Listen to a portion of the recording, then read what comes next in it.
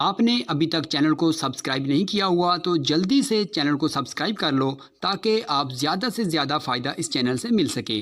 3, 2, 1, go. यह कहानी पूजा की है। पूजा बहुत ही अच्छे स्वभाव की लड़की है। उससे कभी दूसरों का दुख देखा नहीं जाता। हमेशा अपने से पहले दूसरों की मदद करती है। बड़ों का आदर, छोटों से प्यार, हमेशा फेस पर स्माइल रखकर बात करना, किसी के लिए दिल में कोई छल कपट नहीं। पूजा इस तरह की लड़की थी, लेकिन फिर भी कोई स्कूल में उससे बात करना, उससे दोस्ती करना, उसे अपने पास बिठाना पसंद नहीं करता था। उससे दूर दूर भागते थे, सिर्फ इसलिए क्योंकि वह काली थी। कोई उसका अच्छा स्वभाव नहीं देखता था। हमेशा उसे अपने रंग रूप की वजह से बहुत कुछ सुनना और सहना पड़ता था।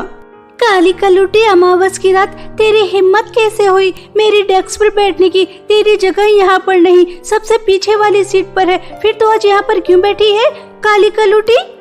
अरे यार पुष्पा, वहाँ पर कॉकरोच है और मुझे कॉकरोच से बहुत ज्यादा डर लगता है। यहाँ जगह खाली देखी तो इसलिए सोचा आज यहाँ बैठ जाती हूँ बस। देखो देखो दोस्तों, यह काली कलूटी बंदरिया जैसी दिखने वाली लड़की कॉकरोच से डरती है। अरे काली कलूटी, तुझे किसी से डरने की क्या जरूरत? एक बार बड़ी बड़ी अपनी सफेद आंखें करके इसे दिखा दे, क्योंकि तेरे इस काले चेहरे पर ये तेरी बड़ी बड़ी सफेद आंखें ही तो दिखती है। वह चुड़ैल समझकर डर कर भाग जाएगा। काली कलूटी। बेचारी पूजा अपना बैग उठाती है और पीछे जाकर बैठ जाती है। कुछ देर बाद क्लास टीचर क्लासरूम में आती हैं। Good morning student. Gomti, Neha, Savitri, Pushpa, Sunaina, Rahul, Sumit, चलो बच्चों मेरे पीछे पीछे आ जाओ, क्योंकि 15 अगस्त आने वाला है। उसके समारोह में जो कार्यक्रम होगा, मुझे आप सबको उसके लिए प्रैक्टिस भी करानी है। समय बहुत कम है और काम बहुत ज्यादा करना है। ऐसा कहकर 15 अगस्त में होने वाले समारोह में टीचर सभी बच्चों को प्रैक्टिस कराने के लिए अपने साथ ले जाती हैं। लेकिन वह पूजा को अपने साथ नहीं लेकर जाती, क्योंकि स्कूल में जब भी कोई भी समारोह या प्रतियोगिता होती तो उसके रंग रूप की वजह से टीचर उसे पार्टिसिपेट नहीं करने देती थी। और आज भी वह सभी बच्चों को ले जाती है, लेकिन पूरी क्लास में पूजा अकेली बैठी थी और वह सब बच्चों को जाता हुआ देखकर उसकी आंखों में आंसू आ जाते हैं। वह अकेली पूरी क्लास में बैठी थी। वह भी समारोह में पार्टिसिपेट करना चाहती थी। तभी वह हिम्मत करती है और अपनी क्लास टीचर के पास जाती है और उनसे हिचकिचाते हुए कहती है, वो टीचर, मुझे आपसे कहना था, मतलब मैं आपसे कहना चाह रही थी। टीचर।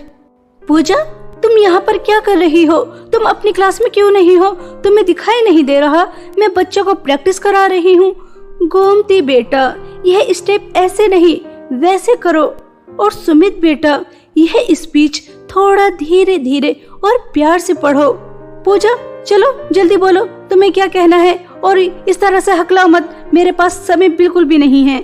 टीचर, मैं भी इस 15 अगस्त में होने वाले कार्यक्रम में पार्टिसिपेट करना चाहती हूँ। मैंने एक स्पीच लिखी है, एक बार आप इसे देख लीजिए। मैं इस स्पीच को स्टेज पर सबके सामने पढ़ना चाहती हूँ और डांस में भी पार्टिसिपेट करना चाहती हूँ, क्योंकि डांस करने में मेरी बहुत रुचि है। देखो पूजा, तुम काली हो, सुंदर नहीं दिखती, और स्टेज पर सिर्फ सुंदर और गोरे बच्चे ही अच्छे लगते हैं। मैं नहीं चाहती तुम्हारे इस रंग रूप की वजह से हमारे पूरे स्कूल की इंसल्ट हो, इसलिए सभी सुंदर सुंदर बच्चे इस कार्यक्रम में पार्टिसिपेट करेंगे। मैंने उन्हें ही चुना है। तुम जैसी काली कलूटी लड़की की कोई जरूरत नहीं है। डांस की लड़कियां भी पूरी हो चुकी हैं और स्पीच के बच्चे भी, इसलिए तुम्हारी कोई जरूरत नहीं है। तुम बस सबके लिए तालियां बजाना और कुछ नहीं। बेचारी रोते हुए अपनी क्लास में आकर बैठ जाती है और बहुत रोती है। छुट्टी हो जाने के बाद वह घर आती है। पूजा घर में अपनी बूढ़ी दादी के साथ रहा करती थी। पूजा को यूं उदास देखकर दादी कहती हैं, अरे बेटा, तुम इतनी ज्यादा उदास क्यों हो? जो तुमने 15 अगस्त के लिए स्पीच तैयार की थी, क्या वह टीचर को पसंद नहीं आई? वो तो कितनी अच्छी थी। अरे बेटा बताओ तो क्या हुआ है? दादी, होना क्या था वही हुआ जो हमेशा से होता आ रहा है। मेरे साथ भेदभाव सुंदरता और बदसूरती में। आपको नहीं पता मैं काली हूँ, बदसूरत हूँ, इसलिए मुझे कोई पसंद नहीं करता, टीचर भी पसंद नहीं करते। दादी मैं क्यों हूँ काली? अगर मैं सुंदर होती तो मेरे दोस्त होते, टीचर मुझसे प्यार से बात करती, स्कूल में होने वाले सेलिब्रेशन कंपटीशन में मैं पार्टिसिपेट किया करती। लेकिन नहीं, अपने इस काली कलूटी शक्ल की वजह से पीछे रह जाती हूँ, कभी आगे नहीं बढ़ती। अब मुझे अच्छी तरह से समझ में आ गया कि सुंदरता ही सब कुछ है। अगर तुम सुंदर हो तो सब तुम्हारी इज्जत करेंगे, अच्छे से बात करेंगे, और अगर तुम बदसूरत हो तो कोई तुम्हारी तरफ देखना भी पसंद नहीं करेगा। बात करनी तो बहुत दूर की बात है। अरे बेटा, ऐसे नहीं रोते, चुप हो जाओ। और यह रंग रूप कुछ नहीं होता, बस इंसान का दिल सुंदर होना चाहिए। अगर दिल सुंदर तो वो इंसान भी सुंदर। अगर उसका दिल ही सुंदर नहीं तो चाहे वो कितना भी सुंदर क्यों ना हो, वह सुंदर हो ही नहीं सकता। अच्छा चलो, मैंने खाना बना दिया, खा लो बेटा। पूजा को अपनी दादी की बातें सुनकर थोड़ा साहस मिलता है और वह आंसू साफ कर कर खाना खा लेती है। ऐसे ही समय बीत रहा था और अब वह दिन आ ही जाता है जिस दिन स्कूल में 15 अगस्त सेलिब्रेट किया जा रहा था। पूरे स्कूल को बहुत अच्छी तरह से सजाया गया। सभी बच्चे बहुत ही ज्यादा खुश थे। आज वह सब दिन से ज्यादा अच्छे लग रहे थे। साफ सुथरी ड्रेस, नहाए धोए। कुछ समय बाद समारोह शुरू किया गया। देशभक्ति गीत गाए गए, बच्चों ने अच्छी अच्छी स्पीच दी और बेचारी पूजा उन सब बच्चों को देखकर खुश हो रही थी। कुछ समय बाद चीफ गेस्ट भी आ जाते हैं। प्रिंसिपल और चीफ गेस्ट ने झंडे को लहराया। उसके बाद प्रिंसिपल एक स्पीच देती हैं। आप सभी को 15 अगस्त आजादी की बहुत ही ज्यादा शुभकामनाएं। आज का दिन हमारे लिए बहुत बड़ा दिन है, इसलिए इस दिन को जितना ज्यादा सेलिब्रेट किया जाए, जितनी ज्यादा खुशी मनाई जाए, उतनी कम है। प्रिंसिपल मैम एक बहुत बड़ी स्पीच देती हैं, जिसे सुनकर सभी बच्चे, पेरेंट्स तालियां बजाते हैं। उसके बाद एक एक करके बच्चे डांस करते हैं, देशभक्ति गीत गाते हैं, नाटक करते हैं। कुछ समय बाद टीचर सभी बच्चों को एक लाइन में लगा देती हैं, क्योंकि हमेशा स्कूल में सेलिब्रेशन करने के बाद एक परेड निकाली जाती थी। तभी संजना मैम गोमती के हाथ में झंडा देकर उससे कहती हैं, गोमती, तुम स्कूल की सबसे सुंदर लड़की हो, इसलिए झंडा तुम्हारे हाथ में है। तुम सबसे आगे चलोगी और सब बच्चे तुम्हारे पीछे पीछे, ठीक है? और पूजा, तुम गोमती के पीछे क्यों खड़ी हो? चलो जाओ, सबसे पीछे जाकर खड़ी हो। तुम इतनी ज्यादा सुंदर लड़की के पीछे खड़ी हो, गोमती की सारी सुंदरता पर ग्रहण लग जाएगी तुम्हारी इस बदसूरती से। जाओ, पीछे जाओ। काली कलूटी कहीं भी आकर खड़ी हो जाती है। संजना मैम की बातें सुनकर पूजा को बहुत दुख होता है और वह आंखों में आंसू लेकर पीछे जाकर खड़ी हो जाती है। पूजा की इस तरह से इंसल्ट होते देख सब बच्चे बहुत हंसते हैं, उसका बहुत मजाक उड़ाते हैं। गोमती के हाथ में झंडा था और सभी बच्चे उसके पीछे पीछे देशभक्ति गीत गाते हुए चले रहे थे।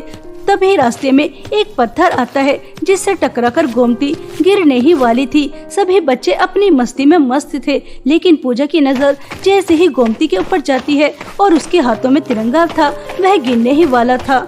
लेकिन पूजा बहुत तेज भागती है और वह तिरंगे और गोमती को गिरने से बचा लेती है। पूजा की इस हिम्मत और साहस को देखकर प्रिंसिपल बहुत ज्यादा खुश होती हैं और उसकी प्रशंसा करती हैं। पूजा बेटा, तुमने तिरंगे को गिरने से बचाया और गोमती को भी। तुम्हारे अंदर बहुत हिम्मत और बहुत साहस है। तुमने झंडे को नहीं गिरने दिया और गोमती को भी बचा लिया। तुम बहुत अच्छी हो। प्रिंसिपल मैम, झंडा तो हमारी आन बान और शान है, इस पर मैं कैसे आँच आने देती। इसकी रक्षा तो मैं अपनी जान पर खेल कर भी करूंगी। और जब अपने देश और अपने झंडे की बात आती है तो हिम्मत और साहस तो अपने आप ही आ जाता है। और वैसे भी प्रिंसिपल मैम, हमें सिखाया जाता है, पढ़ाया जाता है कि हमें दूसरों की मदद करनी चाहिए, यही हमारा कर्तव्य है। तो बस मैं अपने कर्तव्य से कैसे पीछे हट सकती हूँ? हमेशा हमें दूसरों की मदद करनी चाहिए। पूजा की यह बातें सुनकर प्रिंसिपल, चीफ गेस्ट और सभी टीचर खुश हो जाते हैं और उसके लिए क्लैपिंग करते हैं। सभी बच्चे भी। यह देखकर पूजा बहुत खुश होती है। कुछ समय बाद सभी बच्चों को मिठाइयाँ बांटी जाती हैं और अगले दिन से सभी बच्चे पूजा के साथ अच्छा व्यवहार करते हैं और टीचर भी कोई उसके रंग रूप की वजह से उसे चिढ़ाता नहीं। और पूजा के अब बहुत सारे दोस्त भी बन चुके थे। अब पूजा को अपने रंग रूप से कोई शिकायत नहीं थी। वह एक हंसी खुशी जीवन व्यतीत करती है।